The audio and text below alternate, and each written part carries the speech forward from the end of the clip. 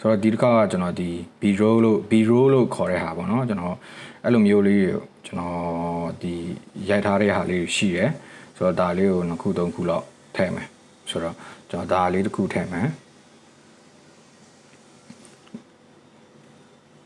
โอเคကျွန်တော်ဒါလေးလုပ်ကြည့်အောင်โอเคဒါဆိုရင်ကျွန်တော်တို့သူ original မှာပါတဲ့မိုးတန်ကအရန်ကျဲတယ်ပေါ့နော်ဆိုတော့ကျွန်တော်ဒါလေးကိုကျွန်တော်နည်းနည်းအတန်ထပ်တိုးလိုက်မယ်ပေါ့နော်ဆိုတော့ကျွန်တော်ဒီထဲမှာဒါလည်းဖြတ်မယ်ကျွန်တော်လိုချင်တဲ့လောက်ပဲယူမယ်ပေါ့နော်ကျွန်တော်ဒီက tripod နဲ့မရိုက်ထားဘူးကျွန်တော်ဒီလက်နဲ့ပဲရိုက်ထားတာဖြစ်တဲ့အတွက်လက်ကလည်းတုံနေတာဖြစ်တဲ့အတွက်ကျွန်တော်တုံနေတယ်ပေါ့နော်ဆိုတော့အတတ်နိုင်ဆုံးအဲ့ဒါကိုကျွန်တော် best take နေရာမှာယူမယ်ပေါ့နော်ဆိုတော့ကျွန်တော်ဒီနားလောက် okay စစ်ကြည့်အောင်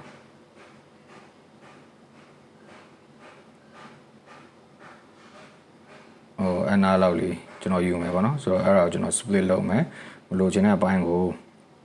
delete လုပ်မယ်ဆိုတော့ဒီနားလောက်လေးယူမယ်ကျွန်တော်ဒီလိုလေးလုပ်လို့ရတယ်ပေါ့နော်ဆိုတော့ကျွန်တော်အဲ့လိုလုပ်လို့ရမယ်ဆိုတော့ကျွန်တော်ဒါလေးကိုယူမယ်ဆိုတော့ကျွန်တော် trick ပေါ့နော်ကျွန်တော်အဲ့လိုမျိုးအရန်ရှိပြီးဖြစ်နေတယ်ဆိုလို့ရှိရင်ကျွန်တော်ဘယ်လိုလုပ်လို့ရလဲဆိုတော့ကျွန်တော်အဲ့ဒါကို speed down လုပ်လိုက်လို့ရတယ်ကျွန်တော်ဒါကို speed down လုပ်လိုက်မယ်နော်ဆိုတော့ slow motion လုပ်လိုက်မယ်3ဆလောက်ကျွန်တော်လုပ်လိုက်မယ်ဆိုရင်သူ့ရဲ့ stabilize လုပ်တဲ့ပုံစံမျိုးပေါ့နော်ဆိုတော့ကျွန်တော်ဒီမိုးအတန်ကိုကြတော့ကျွန်တော်ဒီ effect ကဟာကိုပဲကျွန်တော် set သုံးမယ်ပေါ့နော်ဆိုတော့အဲ့ဒါလေးကိုကျွန်တော် set လုပ်လိုက်မယ်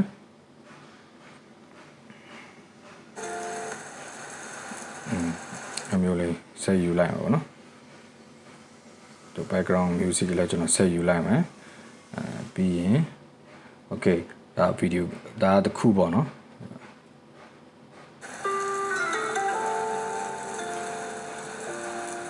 okay နည်းနည်းများနေတယ်လို့ထင်ရင်ကျွန်တော်နည်းနည်း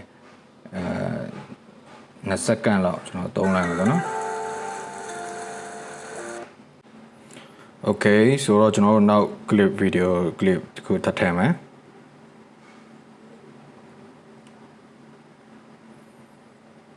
ဆိုတော့ဒီခေါက်ကြတော့ကျွန်တော်တို့ဒီကောင်းလေးထည့်မယ်နော်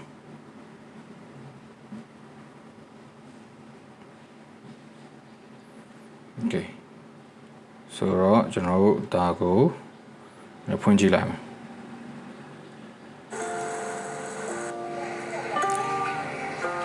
Okay ဒါကိုလည်းကျွန်တော်တို့ကဒီနည်းပူငိန်တဲ့အပိုင်းပေါ့နော်ငိန်တဲ့အပိုင်းယူမယ်ဘယ်အပိုင်းကိုယူလဲဆိုတော့ဟိုကားဝင်လာတဲ့လောက်ကနေကျွန်တော်စယူမယ်ဆိုတော့ကျွန်တော်ဒါ split လုပ်လိုက်မယ်ပေါ့နော်ဆိုတော့ဒါကိုကျွန်တော်ကျန်တဲ့ပိုင်းကိုကျွန်တော် delete လုပ်လိုက်မယ်ဆိုတော့အဲ့လောက်ယူမယ်ပေါ့နော်ဆိုတော့ဒီလောက်လေးကိုယူမယ်ဆိုတော့ဒါလည်းကျွန်တော် split ထပ်လုပ်လိုက်မယ်ကျွန်တော် B-roll ဖြစ်တဲ့အတွက်ဒီလောက်အများကြီးကျွန်တော်တို့မသုံးဘူးเนาะစက္ကန့်2စက္ကန့်ကျော်3စက္ကန့်ကျော်ဆိုအဲ့လောက်သုံးရင်ကျွန်တော်တို့အတွက်လုံလောက်ပါတယ်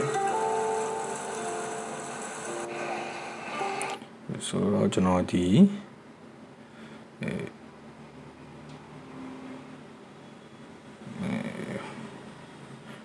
ကျွန်တော် ring effect เนาะဒီကျွန်တော်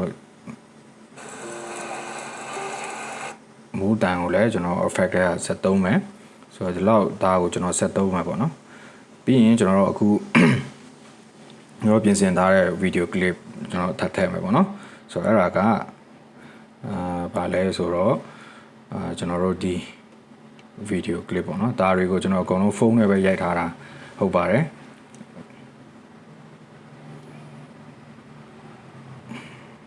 okay ဆိုတော့ဒီထဲကကျွန်တော်ကြည့်လိုက်မယ်နော် Okay ဆိုတော့ဒါကျွန်တော်တို့ acting လုပ်ဖို့ပေါ့နော်ဆိုတော့ဘယ်ကနေစယူမလဲဆိုလို့ရှိရင်နည်းနည်းဆိုမယ် Okay အလောက်နဲ့ကျွန်တော်စယူမယ်နော်ဆိုတော့ဒါလေးကိုကျွန်တော်တင်သားလောက်မှာမလိုတဲ့ဟာတွေကိုကျွန်တော်ဖြတ်လိုက်မယ် Okay လုပ်ကြည့်မယ်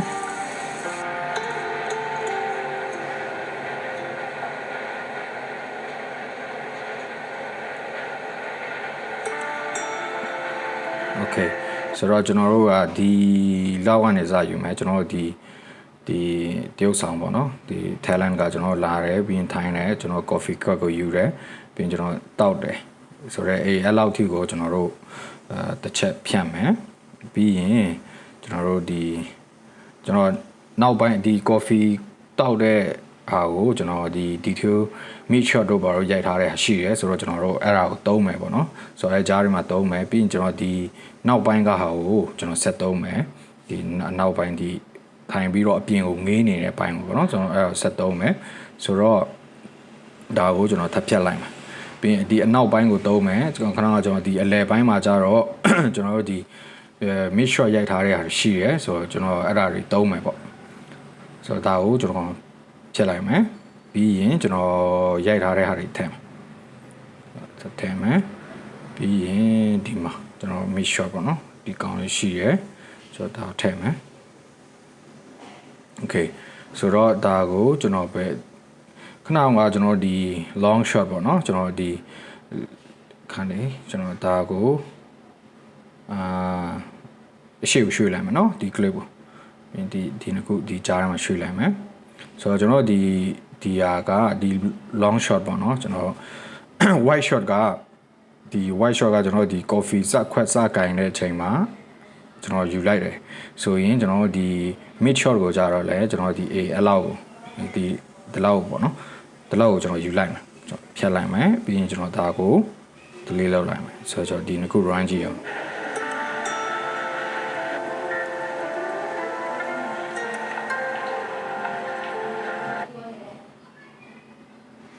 โอเค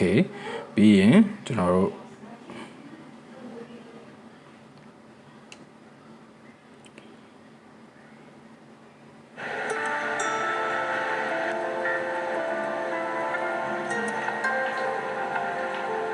โอเคဆိုတော့ coffee ခွက်ချတဲ့လောက်ထိပေါ့နော်ဆိုတော့ကျွန်တော်အဲ့ coffee ခွက်ချရတဲ့ဟာကို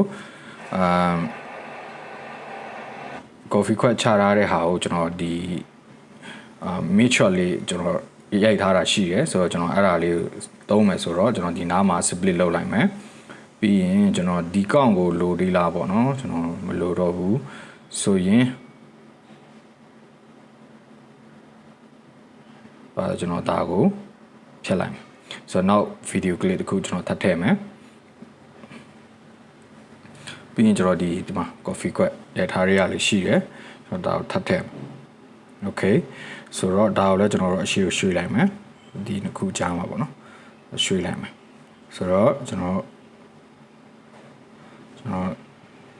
okay အနာလောက်ထိပေါ့နော်အဲ့ကနေစချမှာဆိုတော့ coffee ခွက်ချတဲ့ပေါ့နော်ကျွန်တော်ဒါလေးကိုကျွန်တော်လုပ်မယ်ကျွန်တော်ဒီမလိုတဲ့အပိုင်းကိုကျွန်တော်ဖြတ်လိုက်မယ်ဆိုတော့ကျွန်တော်လည်း run ကြည့်လိုက်မယ်